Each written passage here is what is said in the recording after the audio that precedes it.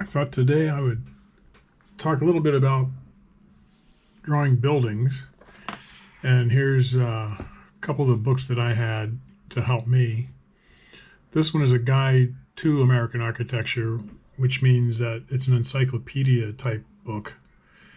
And what you get from it, it's very old. You see the glue is dried out, so it came apart. What you get are sections of history of buildings. So the first part is residential stuff, and what you get is a lot of research material about what these buildings are about. And you get some details that you wouldn't get from just a photograph. And it's all here in one book. Sometimes they give you plans of what's inside the house, which is really great. You get different views of the house. From these 4 views, you could make a 3D, not 3D, but you could make a regular, you could make a drawing of the house from any angle, just based on these 3 views. 4 views there. Yeah. Usually you get 3. Like this one has 3 views. It's got a plan, and it's got a side, and a side. I guess that's probably the back. But you use these books as an encyclopedia so that you can do drawings of buildings that you need. And I had to buy this because I was working at a studio, and one of the assignments was you need to do some drawings of New York brownstones and other buildings. And I said, well, I've got some time to kill. I'll go out at lunchtime to the bookstore. Found this book, and they have both photographs and drawings of these buildings. Really interesting buildings. So just look at all the details on these buildings. It shows you just how the windows and doors are planned, not planned, but arranged on them. You can look at these drawings and figure out just approximate distances and heights and everything else. There's photographs like this one of a house in Cape May. This photograph you could extrapolate looking at the building from this side or this side. You could figure it out. You could figure out how to do a downshot based on that. You can figure out how to do an upshot based on these drawings of these buildings. So getting a book like this for reference will really help you out and show you a lot of other buildings that you've probably never seen before. And based on the project you're working on, you may need to have a book like this. This is a building in downtown LA, the Richfield building, which is the Atlantic Richfield building. That's the people that own ARCO, Atlantic Richfield Company, ARCO. The Republic building in Chicago with detail of the top corner here. Tells you sometimes when they're built in the architectural firm that did the planning for it. So when we worked in the studio in the old days, we had to get books for whatever we needed to draw because there was no internet. So that's one kind of book you can get, a field guide book. This book, somebody gave me a copy of it, this Xerox of it, and then some years ago I actually got the actual book, and it's such an old book. It used to cost $1 when it came out.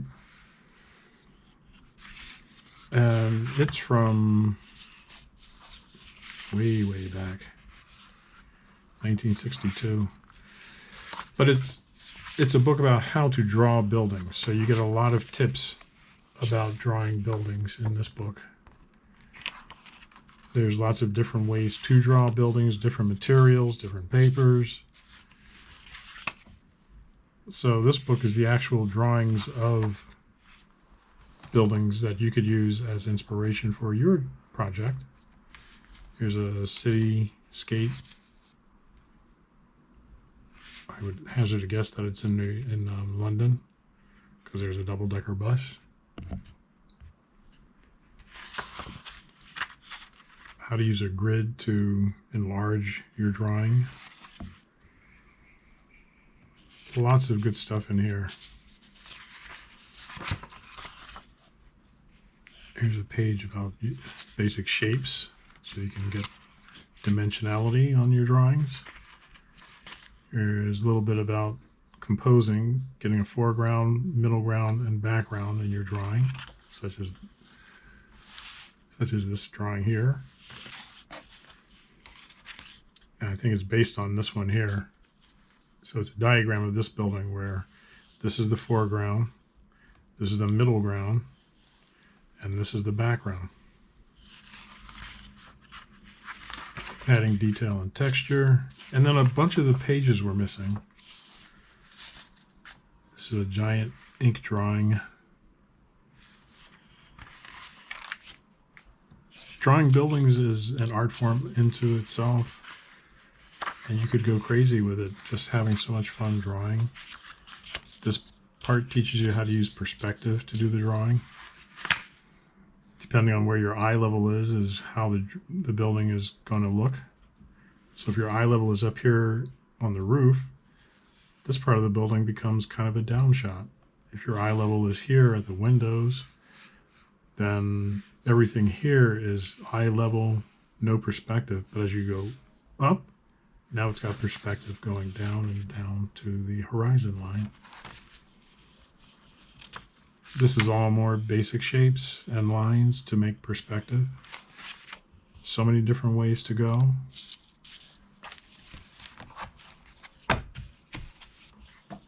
I had this first of that same book. And some of the pages are in here that are missing in the book. And then the book has some pages that are missing here in the Xerox. So lots of good stuff here. You can find books about how to draw buildings in the bookstore or the library. You can find buildings to draw around you. Just go outside and see your neighbors' houses, see the apartments, see the stores. If you don't want to draw outside, take your phone and take a couple pictures, and then use the pictures on your phone as reference to do the drawing. But get out there and get on your sheets of paper and start drawing. This is fountain pen and wash to do this big complicated drawing here. This is a 19 by 12. So it's 19 inches wide by 12 inches tall. Really good size. This is the other half of that. So there's more ink with wash.